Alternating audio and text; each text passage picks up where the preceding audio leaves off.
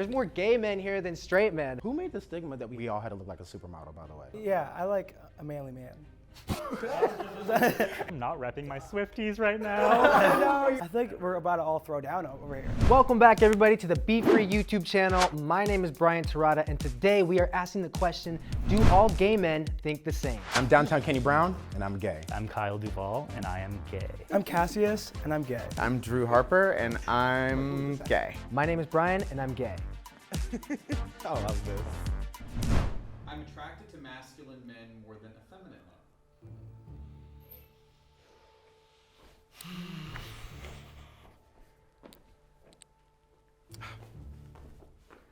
men. Right? Yeah, so I'm like in the middle. Yeah. Me personally, I don't care if you're masculine or feminine.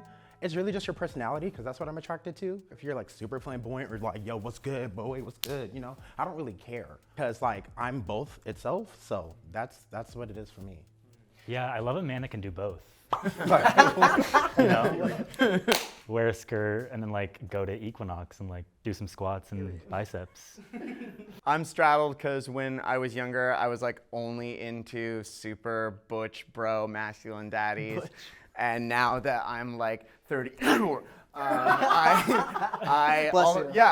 of a sudden, it's like the minute I turned 30, all of a sudden I was looking at these little femboy twins like, hey, what's up? Like, and I don't know, I think that's an aging process thing. I also feel guilty about it sometimes because I know that I'm like reifying the culture's femphobia or transphobia or whatever in my preferences for masculinity. So I've tried to like fuck with that a little bit and get into the femme thing, both in myself and in the people that I love. Yeah, I like a manly man.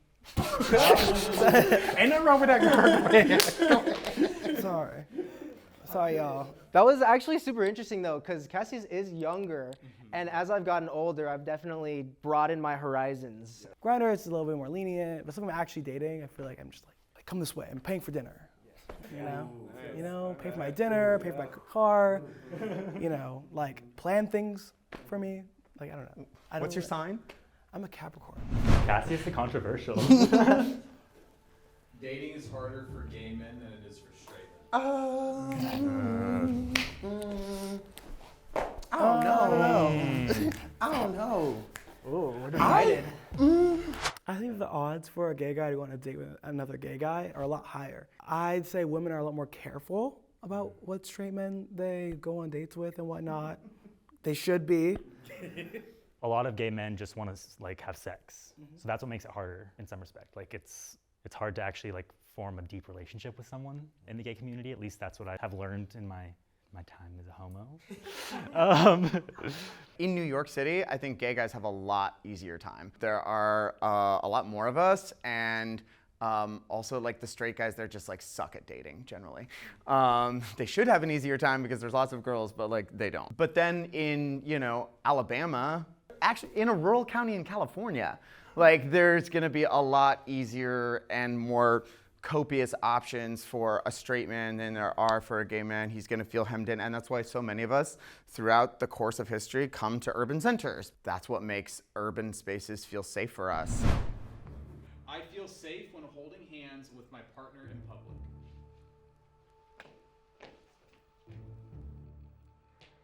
So for me, I step to the right because I literally have a boyfriend for the first time in my life. And for the first 6 months, we would go out in public and I'd be holding hands, and I just wasn't used to being out to everyone that saw us. And so I would kind of hesitate holding his hand, which I felt bad about, but I wasn't sure about what other people's judgments were. But over time, I've been able to kind of work through that and care less about what other people think. This is probably my answer in Los Angeles. In St. Louis, where I grew up, I might like hop more over here, but I'm also over here because I'm a cis white male who's a member of the middle class. So like I feel pretty safe most places being gay, which I understand is like my experience kind of as a result of those things. I've let myself be a bit ignorant to people that are judging me in public when I'm with a partner and kind of just like live in my own world. And that's just kind of like what I've kind of taught myself to do. If I say I'm comfortable to myself and I like make sure I'm affirming myself, nothing really bothers me. Like people can like yell at me on the street or whatever. That's happened before, like with my ex, but I didn't really get uncomfortable because I felt like I was safe enough with my partner. Like we had each other. I admire that courage. I really do. Because for me, I noticed that not only am I black, but I'm also very gay. So, especially with the world how it is in 2023, with all these wild laws that the politicians are trying to push and whatnot, it's very scary. I kind of agree with you. Like here in LA, you know, feel safe. But if I go to Texas, or I go to Florida, or I go back home to the East Coast, especially coming from like a Jamaican household as well, none of that even exists. I don't care what anybody thinks of me. Like I don't care what anyone thinks of my partner. However, I get scared when I'm in certain locations where it's just like, dang, I want to protect us. Right. And I don't know how capable I am of doing that with so many things against us as it is. My boyfriend and I just... Also, they're boyfriends, by the Yeah, way. we are. Interesting, they sit in the same spot. We just did a cross-country road trip to St. Louis and back, and I definitely felt a sense of just discomfort around our safety. And I wanted us to not only be like emotionally well and mentally well, but physically well. And there were definitely some places where we got weird looks. I want to have kids.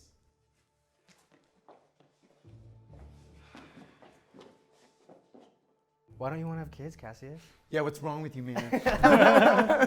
I'm gonna be an awesome uncle, right? Gunkle. Gunkle. I lean more on this side because I just don't want that responsibility personally. I feel like I can contribute in other ways, like to like my family and friends. I don't even want a dog. I'm over it. No Too much animals. responsibility. I'll have cars and bags. Yeah. Okay. Anything non-living you can take care of. Yeah. I definitely want a dog. Children, I think, is something I really like the idea of for my future. It would be nice to have, you know, like a little friend to go on vacations with. They're like at family dinners. Yeah, especially when you're old. You know what I mean? Yeah. Like people don't hang out with you when you're old, Yeah, and then that's you have a true. little kid that you That's loved for so true, long. yeah. So they're gonna love you back when you're old. That's what gets me. So yeah, I'm not like 100% positive if I want children, but I like the idea of it. And hopefully one day I'll be more clear on that. That's a conversation between you. Oh, we've talked about this, yeah. I definitely am in that category of I want to adopt a child and give them the world. Speaking of like, you know, hiding in the closet my entire life and all that good stuff. And I don't want anyone to have that fear. I know that I really, really want to have one, but I don't know if I will make that choice. I'm not necessarily swayed by the whole like, the earth is on fire, there's too many people, stop having children argument. Don't bring a kid into this world. Yeah, I'm also somebody who's like in recovery from drug addiction and kind of like stabilizing a lot of the things in my life that would give me the ability to offer a healthy environment for a kid. I'm still making that world for myself. So I don't know that I'll know for a while, but I do know how much I want it. I was born gay.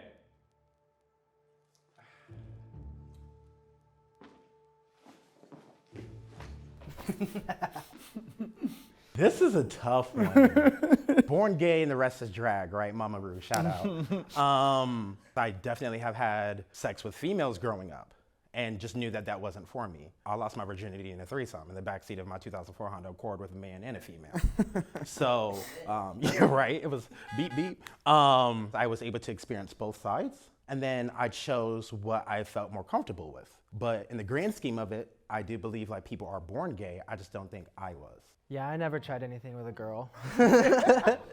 But I'm pretty sure I don't want to. And I came all the way over here because I remember being a little kid and having a crush on like the boy down the street. I didn't know what it meant, and obviously I couldn't talk to anyone about it, but I was like 5 years old. And you don't have a concept of making a decision around that. It was just always there for me. It was natural. But I did my like first book report on a David Beckham autobiography. That's awesome. Because there were glossy photos of him in the middle. And I was like 10 maybe. Smart. Yeah, and my dad loved soccer, so like it wasn't weird to him because of that. Yeah. People noticed I was different before I did. I was called gay, I was called faggot when I was like in 2nd and 3rd grade, and I had no idea what it meant. So I do feel like I've always been this way. I was gonna go all the way over there, but then I kind of thought about like my life experiences. I grew up in Hawaii, and it's a very like heteronormative space with like bikini models and surfers and all that kind of stuff. So I didn't really have an example of what being gay meant. I'm still kind of like on the fence because I've always had an attraction for guys and I've had crushes on guys growing up. And I have the same story as you where it's like getting teased in school before I even knew. But me recognizing that for myself didn't happen until I was like 16 or 17. I couldn't really label myself prior to that. And I've had a girlfriend before, you know, back in the day. So I'm just gonna sit here. Yeah.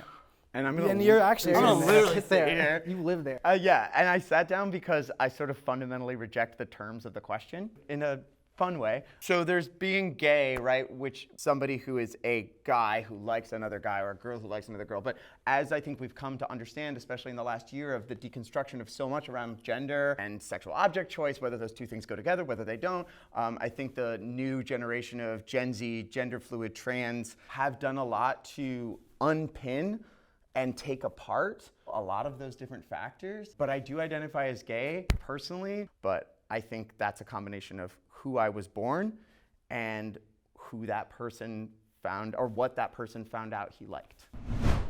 You can be gay and religious.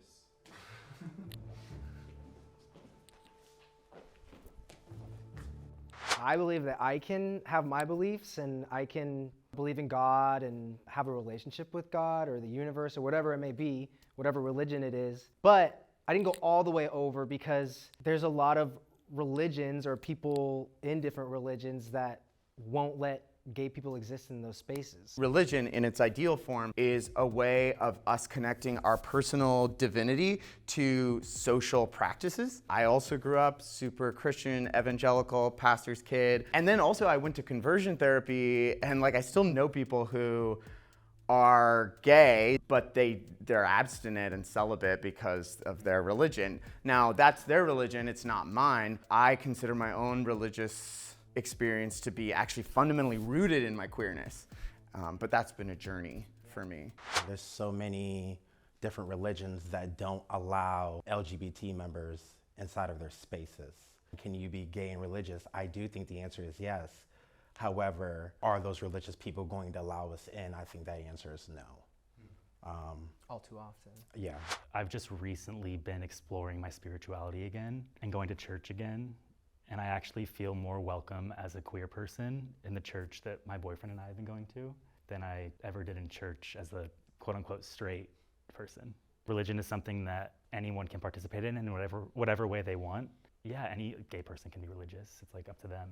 They don't have to agree with everything the church says. My whole thing is you can't pick and choose what you want to agree with in a religion that you're committed to. If there's something in there that contradicts with what I believe and I intentionally put myself in a space where there's the potential for me to get hurt, that's not for me. I've gone to church before. I went to a Catholic middle school. Religion is like a construct of ideas usually used to shame or control a group of people. I feel like there's too much pain down that avenue by trying to be queer and religious because it's a never-ending battle of like friction. And I feel like you can't quite accept your religion or yourself. I think that you can believe in God, but I think religion and God are not the same. That part. I have a question for you. Should queer people found our own religion or religious spaces in which we can feel comfortable? I think, yeah. I think Starts like, right here. Yeah. Let's start it right now. All gay people support each other. I would love to start this conversation. Being black is a struggle in itself. Then you go inside of the gay community and you get it even worse. You go to the Grinders, you go to the Tinders, you go to the Bumbles, you get it even worse because you deal with the racism inside of your own community. You get the no blacks, no queers, no femmes, no this, no that. And it's like, baby, like my skin color should not dictate what I can bring to the table. I can give you everything, but you're not giving me a chance just by the color of my skin. There's like somebody that sees I need help, it's usually another gay person. I feel like there's that initial baseline of relatability, but I think that there's definitely racism and really bad people in the gay community and queer community. But I think that like, if I were to think of the first people that asked for help for anything, it'll probably be another gay person. Yeah, hit me up, man. I got you. Let me know. There's so much wrong with the way that gay men treat each other. There's a lot of good in certain situations. If you just go out to like a gay neighborhood at night and go to the bars, you see people sizing each other up. That guy's arms aren't big enough. That guy's belly's too big. Like, Right. You know, like. But I feel like that's in every community. I feel like straight guys do that to each other too. But it's like with different things. I feel like it's like, oh, he's broke. Like, what is he driving? Who made the stigma that we all had to look like a supermodel, by the way? Dominant heteronormative culture did, and we internalized it. Actually, I'm gonna step over here to this side and say like somewhat disagree, because on the one hand, my first reaction is to absolutely agree with you, Kenny, that the racism, classism, misogyny, femphobia, transphobia that we find in the ugliest parts of the dominant het culture are in many ways amplified within the gay community. But then I also hear what you're saying about gays being incredibly sincere and ingenious about helping each other and supporting each other when we see that someone else, one of our community, needs it. This just strikes me as a pretty typical reality that you find in any oppressed or minority group. When you get to a smaller group that feels the pinch of scarcity, there's a finite amount of the pie and we're already up against something. So you usually see both happen within the community: cattier, vitriolic infighting, and at the same time, like deep generosity. I think I'm gonna step this way as well. I didn't want to be that far that way because I'm standing with the four of you, and I feel personally so supported right now. You guys just like showing up today and having this discussion. There's more gay men here than straight men. How beautiful is that? Like, how often does that happen? You know what I'm saying? Gay men have more hookups than straight men.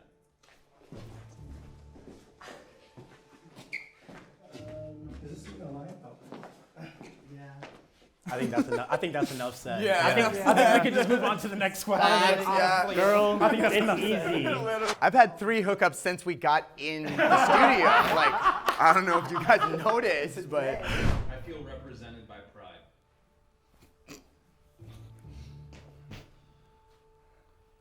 pride. Yeah. Actually, that's a lie. WeHo Pride or LA Pride? Certain aspects of the LGBT community aren't represented. So that's why I said disagree, because you need to showcase everything. I feel most represented by dykes on bikes in a pride parade. When I see all those on their Harleys, like then I'm like, okay, yeah. I feel represented because I'm around people in my community. I think that's really what it comes down to. Yeah, it's hard to encompass like every single different type of LGBTQ plus person in one concept like Pride. But I do definitely enjoy going to Pride, and I enjoy being around a lot of other queer people, but I'm not gonna go all the way over here because I don't think everybody feels that. Right. I feel less represented at Pride when I don't drink. If I'm sober, like at Pride, like I feel like, whereas like if I'm drinking at Pride, then I feel like, oh, this is made for me. Probably the most difficult one. Not trying to offend anyone or do anything too incendiary, but I think it's probably the most important question we've asked. You ready? Okay. Taylor Swift is the greatest recording artist of all time. Oh my God. Whoa. Literally, she wore her midnights. It's me. Hi. I'm the problem. It's me. I mean, how many tickets is she selling as we speak? Like, how many people were in a stadium last night? 70,000? 3 nights in a row in every city she goes to? My thing is, we're talking about of all time. Yeah, she's right? the greatest pop star of our Right. generation. Yeah. All Of time. all time? Because we're talking about all time. I can just say Michael Jackson and it's a wrap. 100%. I mean, she's the greatest recording artist, so that means Of all time? albums sold. Michael Jackson's still tops her. I think Britney Spears has sold way more albums. That is definitely not true. No? We need a No, fact she's checker. she's about to beat Whitney Houston. Just because the content gets more views doesn't mean it's better content. Yeah, well, I'm also a Swiftie, but That's fine. if I wasn't a I'm just Swiftie, saying, she's but still about also- to chart 10 albums consecutively next week. She's on track to. In the Billboard 200, which only Whitney Houston has done, and she was dead when that happened. I think we're about to all throw down over here. Taylor Swift had the biggest female show of all time. Just so I don't lose my black card, I feel like I'm obligated to say Beyonce, but I'm still going to say Michael Jackson. Taylor Swift is a hard worker and definitely deserves where she's at.